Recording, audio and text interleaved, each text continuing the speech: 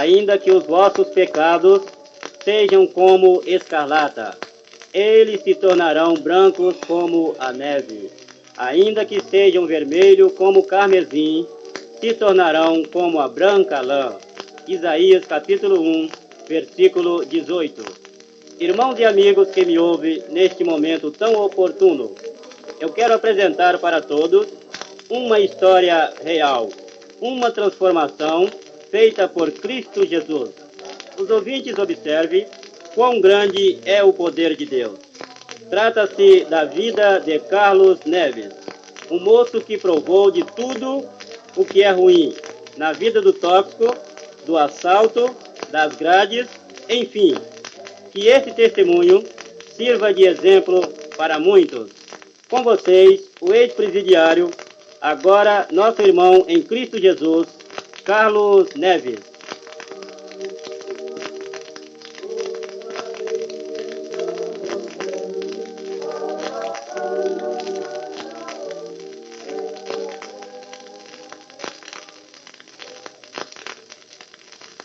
Que a gloriosa luz do Espírito Santo brilhe a todos os corações.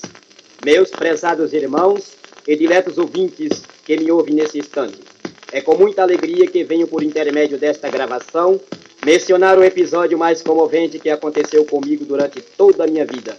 Isto é, longe de toda exaltação pessoal, e sim, com o anseio de levar o nome do Filho de Deus a todos, é o registro dentro de mim. Quero contar desde o início para que todos possam conhecer detalhadamente a transformação de minha vida. Sou eu aquele ex-presidiário que foi salvo por Cristo dentro da grande cadeia que está situada na ilha em Vitória, Espírito Santo. Nasci no dia 27 de julho de 1956, na cidade de Carlos Chagras, Minas Gerais, na fazenda Bom Jardim, sendo criado na cidade de Montanha, Espírito Santo, em companhia de meus pais. Quanto ao meu lar, não tenho nada a lamentar, pois tive o privilégio de nascer em um lar cristão. Era um jovem muito feliz, cheio de sonhos adorados.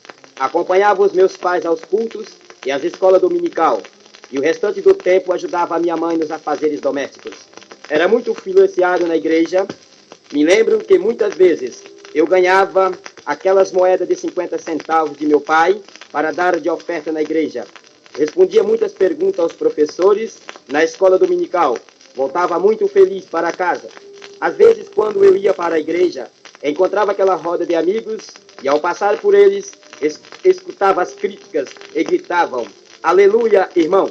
Carne no espeto e farinha na cuia." E eu, muito simples, respondia: "Sei que quando Jesus voltar, eu vou subir com ele, vocês vão ficar." E então todos calavam. O tempo foi passando e eu fui crescendo, induzido pelos companheiros. Certo dia, atendi um convite para ir ao cinema assistir um filme de karatê. Fiquei muito entusiasmado com aquele filme. Achei então que o cinema era mais importante do que a igreja. Desprezei a igreja por causa do cinema. Continuei a ir aos cinemas, boates. Com 15 anos, já era quase professor de halterofilismo. Com 17, já sabia lutar. Era bailarino, fumava, jogava e bebia e tinha muitos amigos e muitas mulheres. Com 18 anos, já tinha tirado os documentos. No dia 13 de setembro do ano de 1976, chegou um carro procurando pessoas para trabalhar na capital de Vitória, Espírito Santo. Eu, muito entusiasmado para conhecer a capital, aceitei o convite. E assim que cheguei, não tive dificuldade para me adaptar. Consegui muitos amigos e me ajuntei com uma quadrilha de bandidos, onde aprendi a embriagar com um dos primeiros tóxicos, que é a maconha. Mais tarde, aprendi a aplicar tóxico nas veias, com uma seringa. Pelas beiras das praias, treinei a lutar capoeira regional. Aprendi tudo que não prestava. Certo dia, quebrei a cabeça de um rapaz com um soco e com esta fui expulso da firma. Fui morar no baixo militaríssimo daquela cidade. Centro de Macumba era o meu ponto central, pois já não havia mais lugar para me morar. Procurei preencher o vazio da minha vida nas coisas do mundo, mas não encontrei. E sempre tentando achar alguma coisa que suportasse, que eu fosse feliz. No dia 13 de setembro do ano de 76. Voltei para visitar os meus pais na cidade de Montanha. Ao chegar, encontrei todos muito tristes. E ao entrar em casa, cumprimentei a todos. E de noite, quando estava dormindo, eu ouvi o barulho dos instrumentos que tocavam no clube. Saí e fui para o clube dançar. Quando cheguei às 3 horas da manhã, entrando calmamente, a fim de que ninguém percebesse a minha volta da rua, mas quando olhava na cama, no quarto da minha mãe, encontrava minha mãe se de joelho orando a Deus, pedindo para que o Senhor salvasse o teu filho, o qual já considerava perdido. No outro dia não aguentei, vendo aquela cena, arrumei a minha mala e imediatamente voltei para a capital de Vitória. Chegando em Vitória, ajuntei novamente com os bandidos, fui para São Paulo. Chegando em São Paulo, fui cumprir o primeiro voto com Satanás de dar 3 garrafas de cachaça na encruzilhada. No outro dia, depois de um mês que estava em São Paulo, eu não consegui ficar em São Paulo por motivo de ter deixado uma amante na capital de Vitória, tive que voltar imediatamente. No dia 18 de outubro de 1977, chegava em Vitória. Encontrando meu amigo, conheci naquele mesmo momento, o qual não procurei saber dos seus pormenores. Este me fez um convite a procurar trabalho na cidade de Aracruz, estado do Espírito Santo. Depois de muito insistir, resolvi acompanhar este amigo. Chegando em Aracruz, não tínhamos dinheiros para alimentar e nem lugar para dormir. E ele disse para mim: vamos para a casa do meu conhecido, na cidade mais próxima, que é Guaraná. Tomaremos um táxi e lá amanhã cedo voltaremos. Quando voltamos, na estrada, não tinha conhecido nenhum naquela cidade. Ele entrou num beco escuro e voltou em seguida, oferecendo outra quantia de dinheiro para aquele motorista nos trazer de volta. Na estrada, eu comecei a dormir no banco traseiro, assustando quando tomei um tapa na cabeça e ele com revólver no ouvido daquele motorista e dizendo: isto é um assalto. Sai para fora, meu tio. E aquele homem chorando, tremendo, pedindo para não matar, porque ele tinha famílias para criar. E eu fiquei espantado com a cena que eu via. Embora com todas as coisas que praticava, mas com o assalto daquela maneira, eu nunca tinha visto na minha vida. E assim fizemos. Tomamos o táxi daquele motorista. O destino era para assaltar uma velha rodoviária e prosseguimos o assalto para o estado da Bahia. Em volta dormimos na estrada. Deixamos aquele velho na estrada só de calção e camisa. Não matou aquele velho por minha causa. Na estrada, o meu companheiro bateu o carro. Nós ficamos sem poder andar. E eu, vendo aquela cena, e ele não podendo desamassar o carro. Então procurei demonstrar alguma coisa que sabia. Arrancando a minha camisa, peguei com as 2 mãos, desamassando aquele amassado. O meu companheiro ficou espantado por ver a cena que passava. O meu aspecto estava transformado. E prosseguimos para a Vitória. Chegamos em Vitória. Nós fomos para o Baixo Beletríssimo. Não conseguimos fazer o assalto. Deus mudou os planos. E deixei aquele amigo em Vitória, fui para o Baixo Beletríssimo daquela cidade, no qual não enxergava outro lugar para mim ir. Por falta de documentos, fui preso pela Polícia Civil. Porém, eles não sabiam que nós éramos assaltantes, o qual já estava sendo procurado por toda a polícia capixaba. No dia seguinte, o meu companheiro também foi preso. Fomos colocados na superintendência. Depois de 2 dias, no dia 19 de outubro de 77, foram repassar os presos, a fim de que a vítima reconhecesse os assaltantes. Finalmente chegou na minha vez. Quando chegou em cima, onde que estavam os policiais, o meu parceiro já estava algemado. Olhando para ele, e a vítima apontou com o dedo para mim, dizendo: foi estes mesmos que me assaltaram. Este não é tanto, que era eu, mas o mais perigoso é este, que era o meu companheiro. Colocou revólver em minha cabeça e tomou meu carro. E então procurei negar aquela cena, mas não foi possível, fui submetido de pancadas. Rolavam pelo chão, chute pela boca do estômago, foice de fuzil, água gelada e, enfim, não vi mais nada. Fomos colocados no mesmo carro que foi assaltado da vítima e transferido para a comarca de Aracruz, o local onde tinha sido feito o assalto.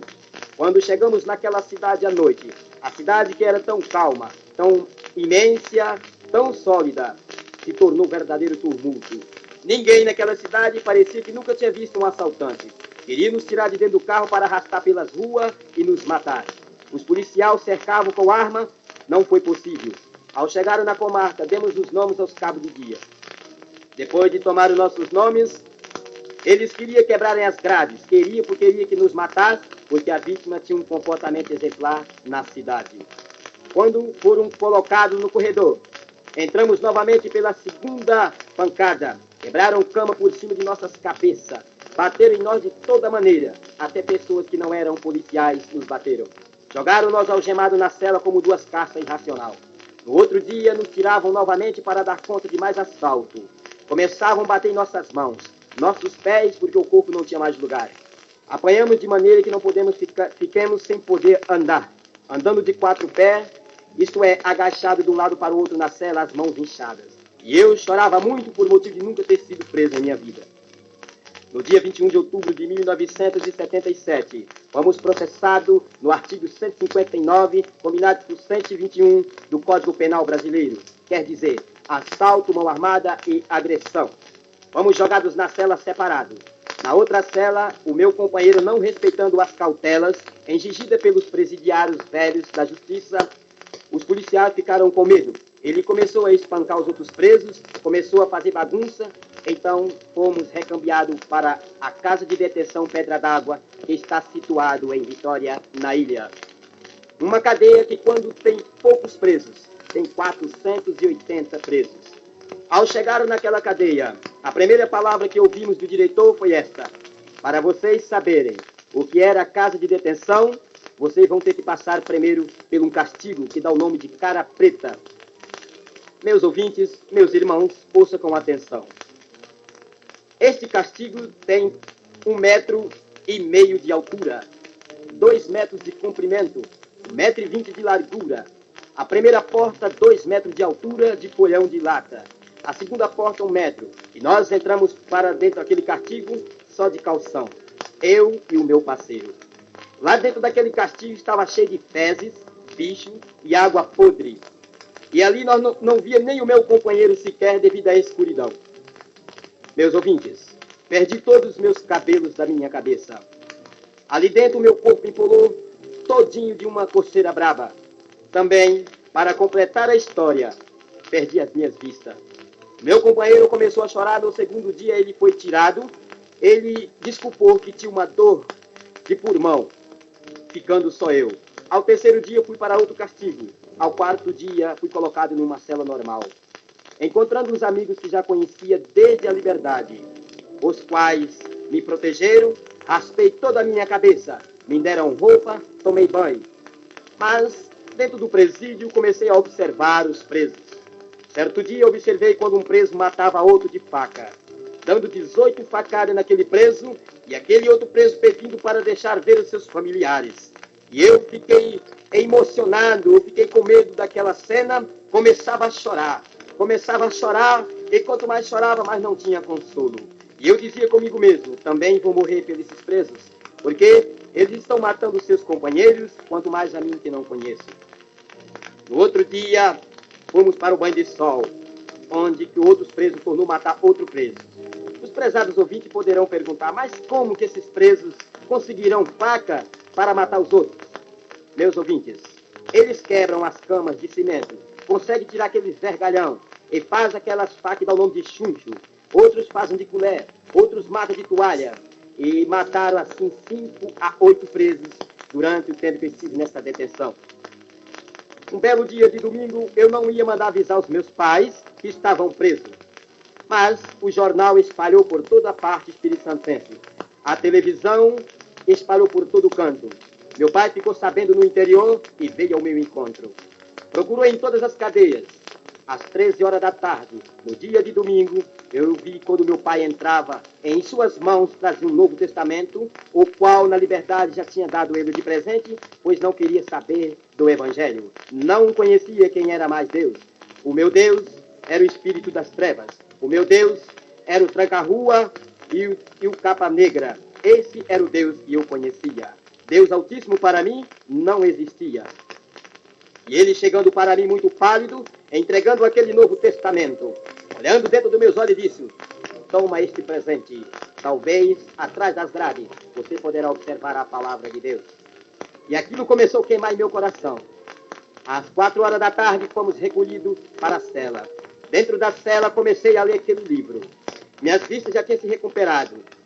Então, quando um belo dia eu comecei a ler em São Mateus, quando chegou naquela passagem que Jesus foi colocado na cruz, e pregaram ele com os cravos, vivo na cruz, e suspenderam ele na cruz, eu não vi mais nada. Lembre quando eu li a última palavra, quando terminava de cair o sangue, cair a água aos pés da cruz. Eu desmaiei em minha cama. Desmaiei e disse para mim mesmo, não vou ler este livro, porque estou querendo refúgio para minha alma. E este livro está preocupando mais e trazendo mais tormentação na minha cabeça. Quando eu deixei aquele livro em cima da cama, com aquela proposta, uma voz me disse do alto do teto, jovem, neste livro você encontrará aquilo em que procura e que não encontra nas coisas desta vida. E eu, não vendo ninguém falar comigo, continuei a ler. Continuei a ler e li do Mateus até Apocalipse.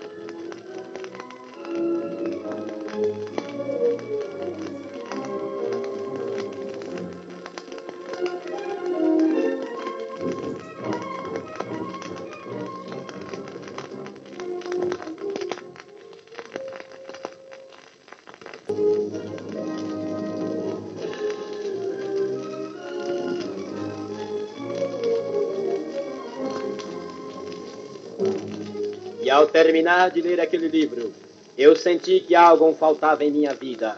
Olhava para o céu, pelas grades, só via as estrelas. Olhava para as paredes e, nem tanto, não via nenhum dos meus irmãos presos. Também pude lembrar quando era criança, não tinha uma vida tão sofrida como esta. E também não via nenhum dos meus irmãos presos, lembrei que todo aquele meu padecimento era o preço da minha desobediência. E então disse para mim mesmo, o dia que os crentes vierem aqui, domingo às 13 horas da tarde, eu vou voltar para Jesus. E assim fiz. Prezados jovens que me ouvem nesta hora, está aí uma parte importante, uma incumbência em que Deus colocou em tuas costas. De ir aos presídios, levar a palavra de Deus. Se os crentes não vão ao presídio aquele domingo, estaria eu perdido. Estava ansioso, esperando que chegasse algum servo de Deus para levar o alimento do céu para mim. E eu, com lágrima nos olhos, falava aquelas palavras. Muitas das vezes Deus te entregou um compromisso, entregou esta responsabilidade, e você, no entanto, está parado em tua casa, envolvendo com aquilo que não te pertence. Lembra do teu Criador, lembra do ídolo de Jesus. Vai aos presídios, meu jovem, adolescente, vai levar a palavra de Deus, porque dentro dos presídios se encontra muito desviado como eu era.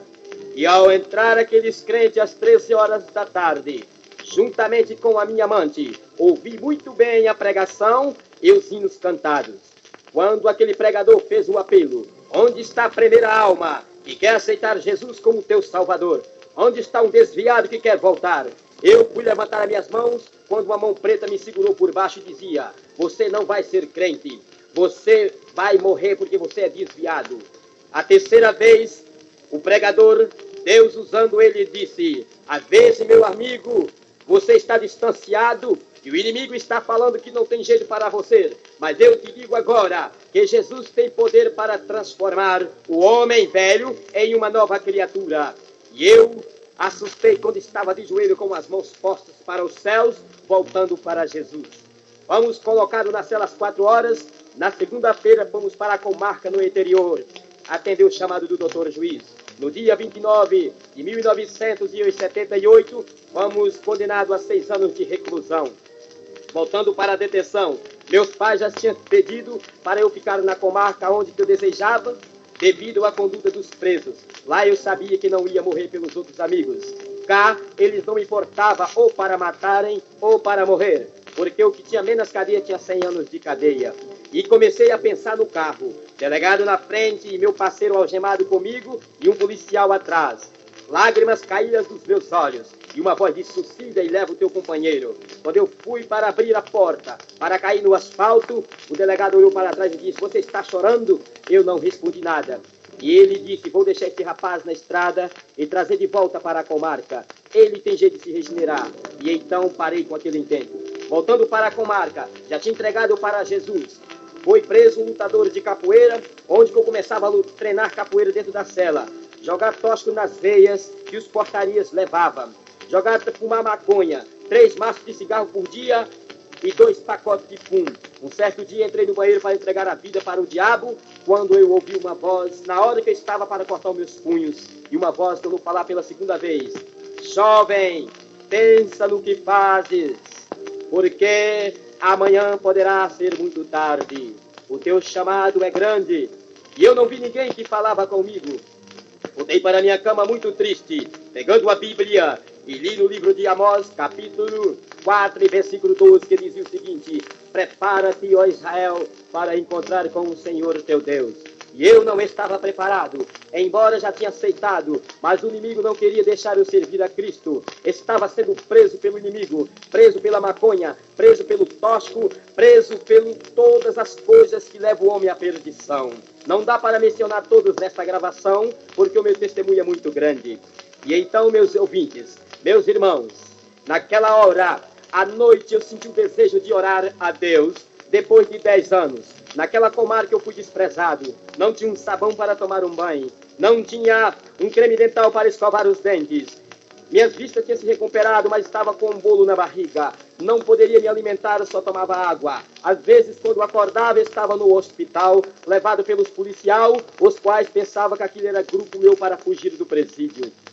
Um belo dia, sentava nas grades, olhava os pássaros na rua, começava a chorar e escrever algo. E os visitantes que vinham visitar os seus parentes, no entanto, não tinha ninguém para me visitar, dormindo no chão, condenado a 6 anos de reclusão, sem parente, sem amigo.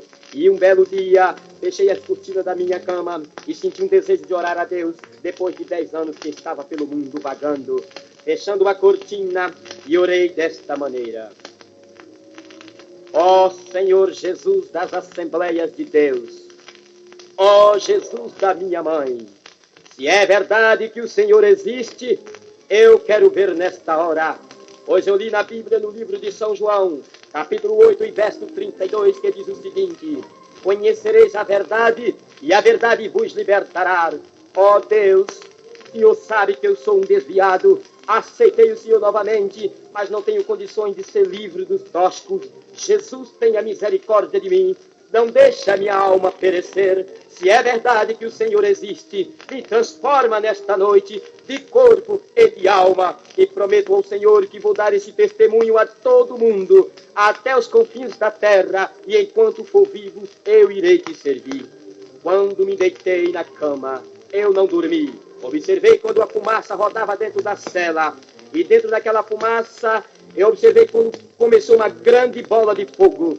E eu comecei a olhar aquela bola de fogo, porém estava anestesiado por uma força estranha. Não podia mexer, simplesmente contemplava a cena na cela. Meus companheiros sumiram, e dentro da bola de fogo a imagem do Senhor Jesus, e veio ao meu encontro. E ao chegar em minha cama, ele disse as seguintes palavras: por causa das tuas lágrimas, meu Pai me envia a ti. Eis que estou aqui para atender o teu pedido. O teu padecimento é para a glória e honra de meu Pai. Tuas lágrimas chegaram aos céus. Toma minha palavra e eu serei contigo. E eu fiquei sem saber o que fazer com aquele ser celestial em volta de minha cama. Procurei a minha fala, mas não tinha mais fala. Ao pensar em minha mente, ele me respondia. Eu perguntei, mas quem é o Senhor? Ele diz, eu sou o teu Senhor. E eu pensei perguntar novamente, mas eu fumo? E ele disse, eu sou o teu libertador. Veja as minhas mãos furadas, veja o meu lar sangrando. Isto foi por tua causa. Agora siga os meus passos e eu serei contigo e nada vai te faltar, nada vai te faltar. Quando aquela imagem sumiu, eu estava balançando as grades da cadeia, gritando. Não sabia se glorificava, ou se chorava, ou se sorria, ou se rolava pelo chão. Mas simplesmente sabia de uma coisa. Em mim estava um outro, eu estava leve como uma pena. 8 demônios saiu de minha vida, fui transformado pelo poder de Deus. E eu disse para mim mesmo, em tempo ou em fora de tempo, irei pregar este evangelho, porque Deus existe, Deus transforma o homem, Deus liberta o homem, desde quando ele se aproxima pela fé, em que Deus vai fazer alguma coisa em sua vida. E eu fui feliz. fui expulso da cela por causa da palavra de Deus. Na outra cela ganhei 18 almas para Jesus. Os presidiários ficaram abismados. Não batia mais em ninguém na cela, não fazia mais bagunça. O meu lema agora era ler a Bíblia e orar. Fiz calo nos joelhos dentro do presídio. Os policiais me tiravam e colocavam em volta deles e mandavam falar da minha fé. Tive o privilégio de pregar para o doutor juiz dentro do gabinete até às 11 horas da noite. Tive o privilégio de falar com a digníssima promotora daquela comarca. E, enfim, todos os policiais foram evangelizados. Orei a Deus para me dar uma oportunidade. Fui à igreja presbiteriana com o delegado, a primeira, a segunda, a terceira vez. Já fui na Assembleia de Deus. E ali eu recebi grandes dádivas de Deus. Surgiu outro problema, que para mim a igreja precisava pagar. Então um dia eu fui trabalhar na casa do juiz. E ele disse, arranja-te um quarto e sai para você servir a tua religião. E esta liberdade eu estou ante hoje. Tenho andado por todos os lugares, falando que Cristo salva. Certa vez fui visitar a minha mãe que ganhava uma criança, morreu de hemorragia. E minha mãe estava morta quando acabava de orar. A minha mãe levantou para a glória e honra de Deus. Muitos foram batizados com o Espírito Santo em vários lugares que tenho passado. Deus me deu as minhas vistas, Deus me ensinou a tocar, Deus me ensinou a falar, Ele me curou e me libertou. Meu prezado ouvinte, às vezes você está preso pelas grades dos toscos, pelas grades de Satanás, pelas grades do cigarro, pelas grades da doença, pelas grades das dúvidas. Jesus quer te libertar agora. Às vezes você está desviado da igreja, você acha que não tem força para voltar, mas digo eu para ti agora, que o sangue de Jesus tem poder para libertar o homem. Aproxime dele agora pela fé. E assim como fui liberto na prisão, das grades dos homens, das grades de Satanás, Jesus é o mesmo e pode nesta hora libertar você agora. E você será o autêntico vitorioso, um vaso de bênção na mão de Deus. Sou um jovem e tenho 26 anos de idade. E não reclamo da minha vida. Hoje eu sou feliz. O vazio da minha vida, Jesus preencheu pela tua graça. Jesus te chama. Prepara-te, ó Israel, para encontrar com o Senhor teu Deus. E Deus está te chamando nesta hora. Deus está te convidando. Esta história não é uma fantasia, esta é uma história real. Hoje estou falando ao vivo para que todos saibam que Deus existe e tem poder para transformar o homem e resgatar da maldição do pecado. Deus te convida nesta hora e nesse instante.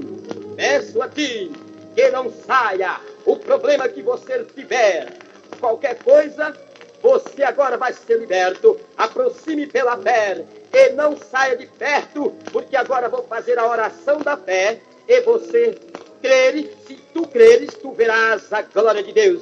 Dobre os seus joelhos, meu ouvinte, aonde você estiver agora, enquanto vamos orar ao Senhor em teu favor.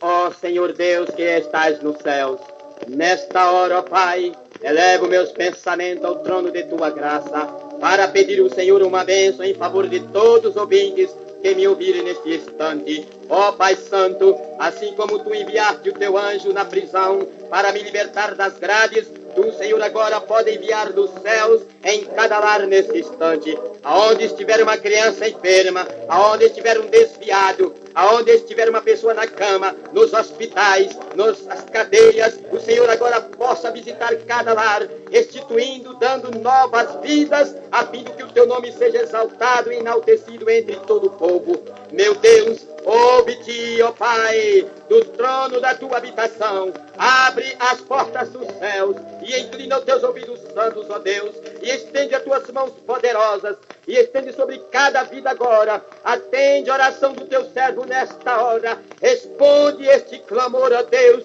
que eu lhe faço, assim como o Senhor respondeu no presídio, assim como o Senhor levantaste a minha mãe, assim como o Senhor, ó Deus, deste a vista ao cego de Jericó, assim como o Senhor curaste o paralítico de Cafarnaum. Levanta estas vidas agora, abençoa este estúdio, abençoa todos os lares brasileiros, estende as tuas mãos do norte ao sul, do leste a oeste, abençoa todo o povo católico, abençoa todos os evangélicos, abençoa os missionários, abençoa os pastores, os jovens da nossa época. Segura, ó Deus, os jovens em tuas mãos.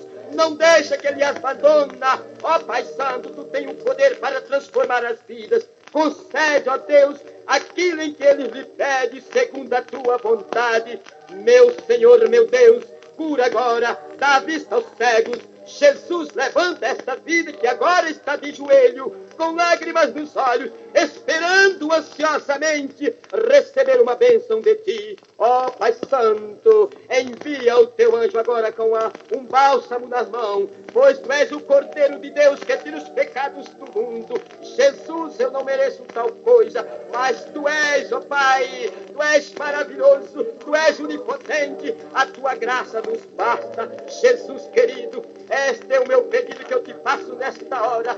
Visita todos os lares, visita meus familiares. Ó Pai Santo, aqueles que comprarem, aqueles que ouvirem a tua palavra, eles possam sentir em teu coração a alegria de viver, para que um dia possa morar contigo nos céus.